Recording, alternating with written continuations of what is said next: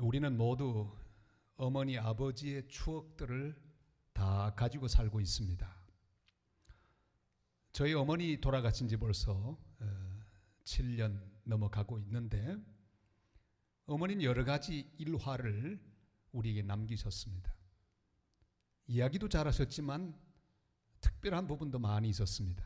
저희 어머니는 항상 길을 가시다가 젊은이들이 잘못하는 걸 보면 그냥 가시지 않았습니다. 꼭 참견하시고 한마디 하셨습니다. 한 번은 젊은 친구들이 모여서 막 욕을 하고 상스러운 대화를 하고 있었는데 어머니가 용감하게 거기 끼어드셨습니다. 그 자네들 말을 그렇게 하면 쓰는가? 고운 말을 해야지. 안 그래? 호통을 치셨습니다. 여러분 절대 그렇게 저희 어머님처럼 하지 마시기를 바랍니다. 위험합니다. 그런데 다행히 젊은이들이 할머니 알겠습니다 그러더래요. 한 번은 또 나가셔서 이 젊은이들이 걸어가고 있는 것을 보고 얼마나 보기 좋으셨던지 또 참견하셨어요. 이야 정말 보기 좋다. 아이고 이 사람들아. 이렇게 잘 크게 된 건 다 부모 은공 때문이야. 그 부모 은혜 어떻게 갚을래? 이렇게 말을 하셨어요. 그랬더니 그 가운데 한 사람이 이렇게 대답하더랍니다. 아이 할머니 위로야 갚을 수가 있나요? 어디 아래로나 갚아야지. 돌아와서 또 그 이야기를 해주시는데 들어보니까 그 젊은이의 말이 정말 명언이었습니다. 정말 위로 갚기 어렵습니다. 위로는 잘 올라가지 않습니다. 내리사랑이란 말이 있죠. 사랑은 밑으로는 자연스럽게 내려가는데 위로 올라가지를 않습니다. 저절로 되는 사랑, 그것은 밑으로 내려가는 사랑은 저절로 되는 겁니다. 자식을 위해서는 모두 다 주게 되고 계산하지도 않습니다. 자식을 위해서는 눈물도 그냥 나오고 가슴도 그냥 타들어갑니다. 얼마 전에 제 자식이 전화가 왔어요. 아빠 큰일 났어. 예준이가 지금 응급실에 입원해서. 그래 울기 시작하는 거예요. 응응응응응응. 전 기도를 했습니다만 속이 살짝 상했습니다. 왜요? 저를 위해서는 한 번도 우는 걸 못 봤거든요. 제가 아파도 우는 법이 지 엄마 아파도 우는 법이 없었는데 자기 자식이 아프니까 그렇게 울더라고요. 기도 열심히 해서 하나님 은혜로 그 위기는 넘어갔습니다. 잘 퇴원하고 지금 여기 와 있습니다. 여러분 내려가는 건 잘 내려갑니다만 위로 올라가지 않습니다. 부모님께 하는 건 다 계산하고 얼마나 인색한지 모릅니다. 그래서 우리 하나님은 우리의 사랑과 관심이 위로도 올라갈 수 있도록 특별한 배려를 하셨습니다. 장치를 해놓으셨습니다. 그건 바로 상을 붙이는 것이지요. 에베소 6장 2절 3절이 이렇게 말씀합니다. 다 같이요. 내 아버지와 어머니를 공경하라. 이것은 약속이 있는 첫 계명이니 이로써 내가 잘되고 땅에서 장수하리라. 아멘. 위로 부모님을 향해 사랑하고 공경하고 효도하면 하나님이 상을 붙여두셨는데 잘되고 장수하는 복을 약속해 놓으셨습니다. 10계명 가운데 제5계명 지키는 자에게 부상이 붙어 있는 것을 우리는 너무나 잘 알고 있습니다. 바로 출애굽기 20장 12절 말씀에 기록이 되어 있습니다. 다 같이요. 내 부모를 공경하라. 그리하면 내 하나님 여호와가 내게 준 땅에서 내 생명이 길리라. 아멘. 하나님의 약속이니 반드시 그렇게 될 것입니다. 이런저런 핑계로 효도하기 힘든 시대에 살고 있습니다. 자식들은 다 말하죠. 우리 먹고 살기도 빠듯한데 어떻게 부모를 돌보아. 원래부터 부모는 따로 사는 게 좋아. 너무 바쁘게 살고 힘들게 사니 부모 볼 시간이 어디 있나. 별의별 핑계를 다 댑니다. 그런데 우리 예수님께서는 우리에게 무엇이 효도인지를 아주 압축적으로 보여주고 계십니다. 주님은 하나님의 어린 양으로서의 구속의 역사를 이루기 위하여 아주 바쁜 일정을 보내셨습니다. 식사하실 겨를도 없으셨습니다. 열심으로 사역하셨습니다. 그리고 지금 드디어 모든 인류의 죄를 대신하여 십자가에서 하나님의 어린 양으로 피 흘리고 돌아가고 계십니다. 주님의 일생을 이렇게 가만히 보면 부모에 대해서 무관심하다고 하는 그런 인상을 지울 수가 없습니다. 그러나 그렇지 않습니다. 오늘 모든 핑계하고 변명하는 사람들을 향하여 효도가 무엇인지를 아주 몸으로 보여주고 계십니다. 효도는 기억에서부터 시작합니다. 그는 그 어렵고 급하고 힘든 순간 십자가 위에서 어머니를 기억했습니다. 26절이 이렇게 말씀하죠. 다 같이요. 예수께서 자기 어머니와 사랑하시는 제자가 곁에 서 있는 것을 보시고 자기 어머니께 말씀하시되 여자여 보소서 아들이니이다 하시고 아멘. 모든 인류의 죄를 지고 돌아가시는 순간입니다. 얼마나 급합니까? 얼마나 중대합니까? 거기에 집중하기도 부족한 순간입니다. 황망한 순간입니다. 그럼에도 불구하고 어머니를 기억하셨습니다. 어머님의 아픔을 기억하셨습니다. 어머니의 마음을 기억하셨습니다. 어머니의 상실감, 그것을 기억하셨습니다. 자기가 떠나고 난 다음에 어머니가 어떻게 살 것인지 어머니의 미래도 기억했습니다. 우리는 조선시대에 박일로가 지은 조홍시가를 좋아합니다. 반중 조홍감이 좋아도 보이나다. 유자에 아니라도 품음직도 하다마는 부모가 반길이 없으니 글로 서러워하나이다. 오늘 저는 일부러 이 색깔의 넥타이를 메고 왔습니다. 어버이날 제 딸이 선물로 보내준 건데 홍시 색깔하고 같지 않습니까? 반중 조홍감이 생각나지 않습니까? 박일로가 한음 이덕형의 집에 갔을 때 대접을 받았는데 그게 홍씨였습니다. 홍씨를 보는 순간에 한 고사를 떠올립니다. 오나라의 고사 육적이라고 하는 사람이 6살 때 원술의 집에 갔습니다. 이 어르신으로부터 대접을 받았는데 그게 바로 유자, 귤이었습니다. 조금 있다가 이 원술 어른이 들어와서 더 보니까 이미 상위에 놓았던 유자는 다 없어지고 말았습니다. 근데 육적이 절을 하는데 엎드리는 순간에 안에서 굴러가는 귤 3개가 보였습니다. 이 친구야 왜 그래? 먹지는 않고 왜 집어 넣었던가? 그가 말합니다. 어머니 생각나서 어머니 갖다 드리려고요. 아름다운 그 고사, 그것이 또한 박일로의 기억 속에 머물렀고 박일로는 그것을 보고 어머니를 기억했습니다. 다 기억에 관한 이야기죠. 여러분, 효도는 기억에서부터 시작합니다. 생각에서부터 효도가 출발합니다. 이미 어머니가 계시지 않는 분들도 마찬가지입니다.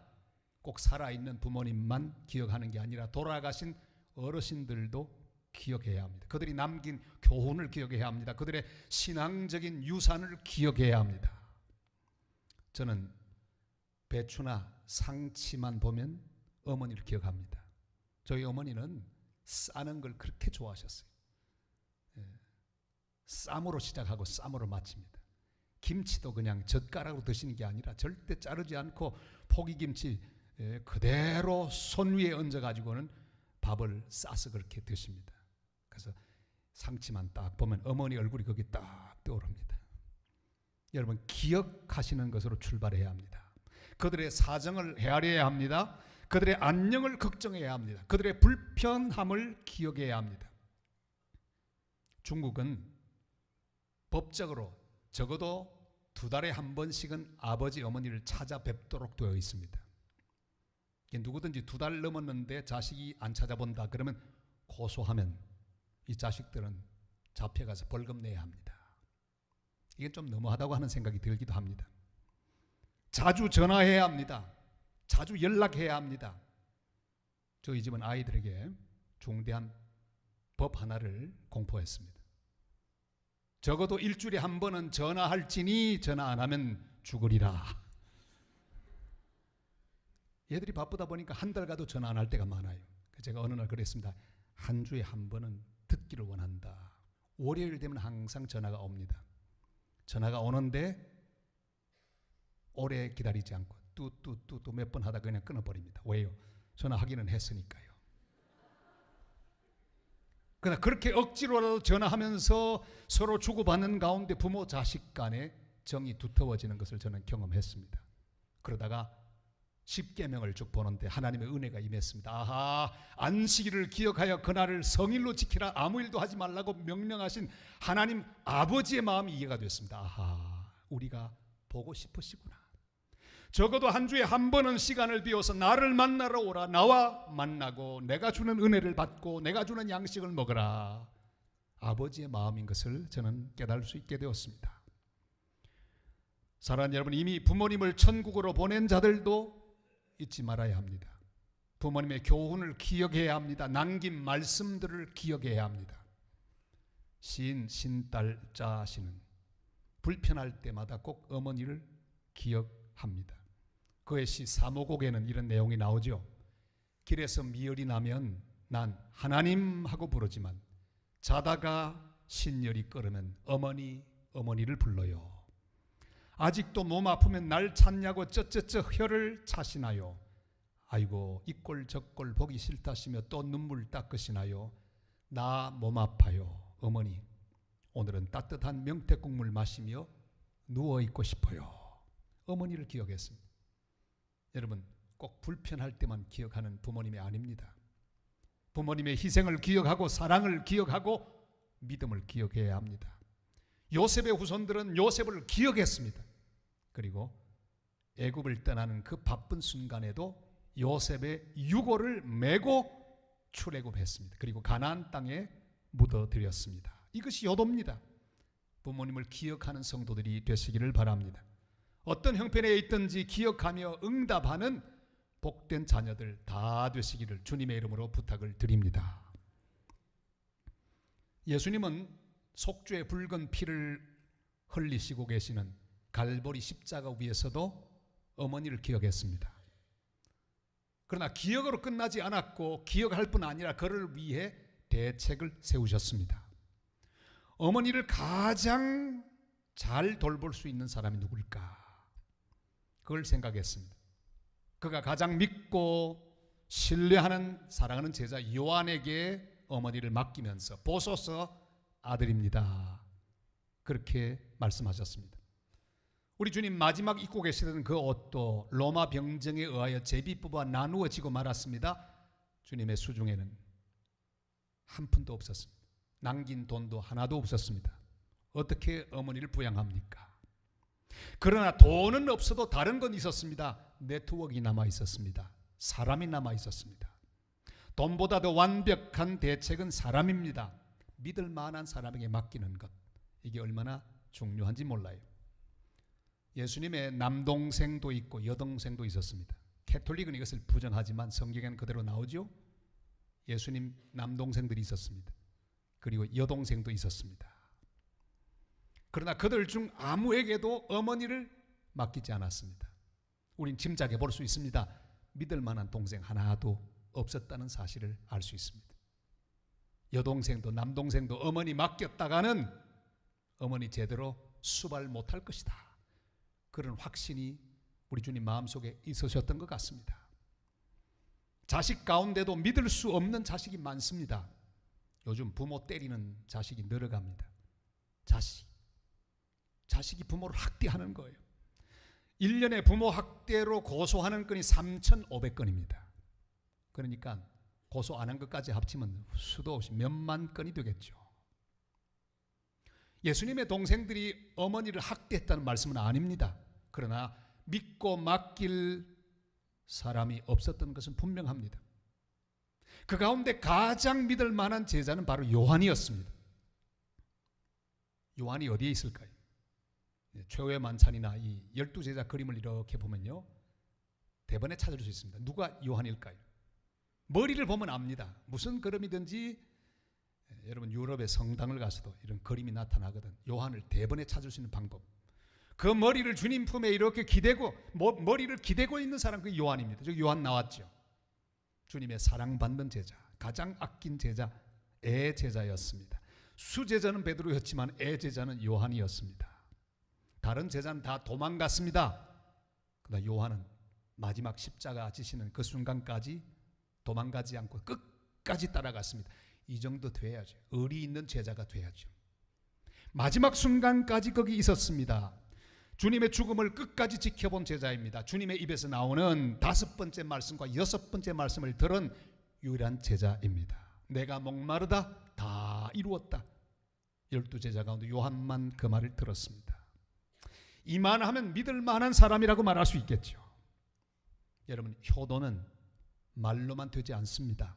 생각으로만 되지 않습니다. 부모님을 위한 대책이 필요합니다. 요즘 세대는 부모를 위한 대책은커녕 부모의 빌붙어서 부모에게 의지해서 사는 캥거루족이 늘어만 가고 있습니다. 성인 남녀 3,086명을 대상으로 조사를 했는데 20대 가운데 나는 스스로 생각할 때 캥거루족이 다 생각하는 사람 45.8%. 뭐 20대는 이해하죠. 왜? 아직도 독립하지 못했으니까. 근데 30대가 되었음에도 불구하고 스스로 남이 말하는 게 아니라 내가 캥거루족이라고 생각하는 사람 35.8%. 더 기가 막힌 40대 가운데도 20.3%가 스스로 캥거루족이라고 말합니다. 더 놀라운 것은 50대가 되었는데 아직도 14%가 캥거루족으로 밝혀졌습니다. 그리고 또 기가 막힌 것은 결혼하고 자식을 낳았는데 이 육아 아이를 양육하는 일이 힘들어서 다시금 부모님께로 돌아오는 족속이 있으니 그를 이름하여 연어족. 이 연어족도 지금 계속 늘어가고 있습니다.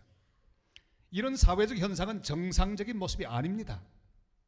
제가 결혼했을 때 제 친구들이 저에게 두툼한 히브리어 성경을 선물로 주었습니다. 첫 장을 넘겼더니 이렇게 기록이 되어 있었습니다. 결혼은 책임이다. 그랬어요. 그 말을 저는 공감합니다. 그렇습니다. 책임입니다. 남편에 대한 책임, 아내에 대한 책임, 자식에 대한 책임, 무엇보다도 부모에 대한 책임. 책임이 결혼입니다. 때가 되면 책임을 져야 합니다. 자식의 책임을 다해야 합니다. 책임을 다할 수 있는 자식이 되도록 기도하시기를 바랍니다. 주님, 제가 부모님 잘 모실 수 있는 그런 자식이 되게 하옵소서. 예수님처럼 가장 귀한 것으로 부모님을 책임져야 합니다. 주님은 가장 귀한 책임을 이렇게 지십니다. 그 놀라운 책임의 현장이 바로 여기 있습니다. 요한은 바로 그 시로 예수님의 어머니 마리아를 자기 집에 모시니라 그렇게 기록하고 있습니다. 27절 말씀을 다 같이 읽겠습니다. 또 그 제자에게 이르시되 보라 내 어머니라 하시는데 그때부터 그 제자가 자기 집에 모시니라. 아멘. 바로 그 말씀이 떨어지기 무섭게 요한은 예수님 어머니 마리아를 모시고 자기 집으로 갑니다. 그리고 모셔놓고 다시 돌아옵니다. 그리고 주님 마지막 운명하시는 것을 지켜봅니다. 그때부터 요한에게 있어서 가장 중요한 사명은 예수님 어머니 마리아를 모시는 일이었습니다. 그는 다시 돌아와 주님의 십자가를 바라봅니다. 그리고 주님의 마지막 말씀을 듣습니다. 내가 목마르다 다 이루었다. 그리고 로마 병정의 창이 예수님의 옆구리를 찌를 때 물과 피가 흐르는 것을 목격했습니다. 그는 마리아를 잘 모시고 살다가 기독교 박해가 시작이 되었을 때 37년부터 42년까지 바울이 세운 에베소에 가서 믿음 생활을 하고 또 교회 지도자가 되었습니다. 몇 번 순교할 기회가 있었습니다. 그러나 하나님은 순교를 허락하지 않았습니다. 왜요? 어머니 마리아를 모셔야 되기 때문에. 전설에 의하면 로마에서도 펄펄 끓는 기름 가마에 던져지는 그런 형을 받았다고 합니다. 그런데 몸에 상한 부분이 하나도 없다는 그런 전설이 전해지고 있습니다. 아무튼 하나님은 요한을 책임지고 보증하셨습니다. 왜요? 그에게 사명이 있기 때문입니다. 그는 주후 100년, 그 당시로 상당한 장수에 해당하는 90세에 자연사했습니다. 아주 돌아가실 때까지 그는 주님의 일을 하며 주님의 어머니 마리아를 잘 모셨습니다. 초대교인들은 요한의 설교가 자꾸만 반복된다고 불평을 많이 했다고 합니다. 지난주에 했던 설교 또 하고 자꾸 하셨대요. 그의 설교는 그럼에도 불구하고 큰 은혜를 끼쳤다고 합니다. 그는 말합니다. 사랑은 교회의 기초요. 사랑만 있으면 범죄하지 않는다. 마지막에는 일어설 힘도 없어서 앉아서 설교를 하셨는데 다른 설교도 하지 않고 서로 사랑하라. 어디 있다가 이쪽으로 보고도 서로 사랑하라. 서로 사랑하라. 계속 이 말만 반복하셨는데 그래도 모인 성도들은 그렇게 은혜를 받았답니다. 주님께서 어머니를 요한에게 맡기신 후에 그의 인생을 책임져 주셨습니다. 건강을 주시고 신령한 은혜를 주셨습니다. 밤모섬의 고난 가운데서도 새하늘과 새 땅을 보는 영광을 경험했습니다. 요한계시록도 쓰고 요한복음을 썼습니다. 장수의 복을 그가 누렸습니다. 주님은 어머니 마리아를 사랑하는 제자 요한에게 부탁하시듯이 오늘 우리의 부모님들을 우리에게 맡기십니다. 보라 내 어머니라. 사랑하는 여러분, 효도는 선택사항이 아닙니다. 주님의 부탁입니다. 가장 사랑하시는 자에게 하시는 사랑의 부탁입니다. 요한은 마리아를 자기의 집으로 모셨습니다. 여러분, 요즘은 사정에 따라서 직접 모시지 못하는 경우도 많이 있습니다.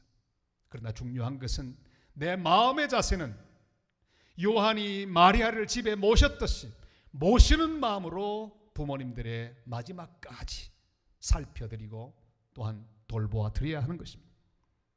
제가 아는 한 사람이 있습니다. 식당을 운영하고 있는데 그 식당 앞에는 주차장으로 쓰는 그런 공터가 있었습니다. 자기 건 아닌데 그렇게 쭉 썼습니다.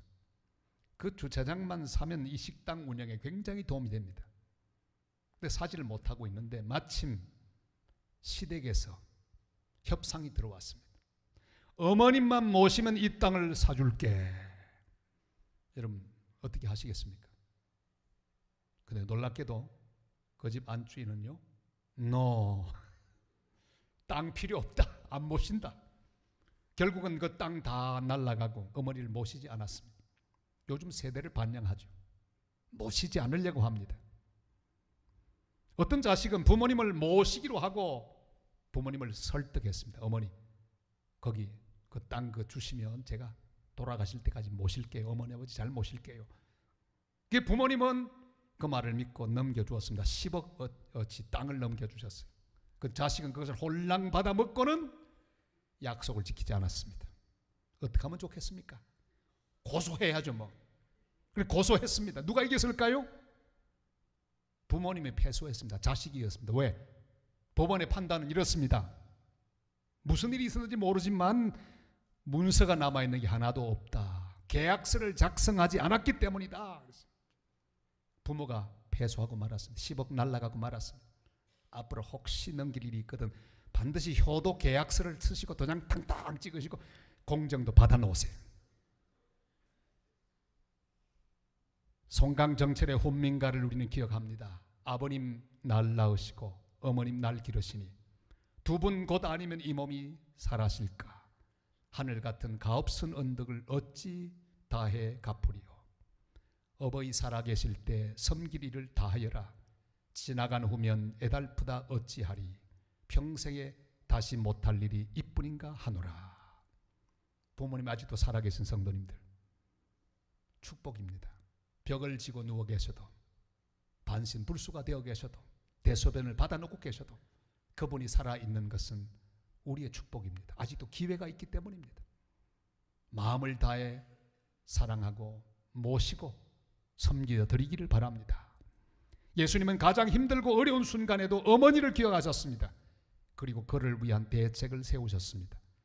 가장 사랑하는 제자에게 맡기셨습니다. 그리고 그 제자는 평생을 자기의 어머니로 모셨습니다. 주님이 어머니를 생각하듯이 우리도 우리의 부모님을 기억하십시다. 그들의 마음을 기억하고 사정을 헤아리고 관심을 기억하시기를 바랍니다. 그들이 남긴 교훈을 기억해야 합니다. 마음을 다하여 섬기고 먼저 천국으로 보내드린 부모님들을 다시 또 기억하며 그를 다시 만날 때까지 이 땅에 살면서 그분들이 남겨놓으신 사랑과 또한 지혜의 말씀들을 기억하고 그분들의 믿음을 그대로 기억하며 진리의 길 가다가 천국에서 만날 수 있는 복을 받게 되시기를 바랍니다. 이 시대, 효가 사라지는 이 시대, 다시 우리 주님의 어머니를 모셨던 요한들이 되어서 잘 효도하고 섬김으로 말미암아 주님이 주시는 영적이고 육적인 모든 복들을 많이 누리는 복된 하나님의 사람들 다 되시기를 주님의 이름으로 축원합니다.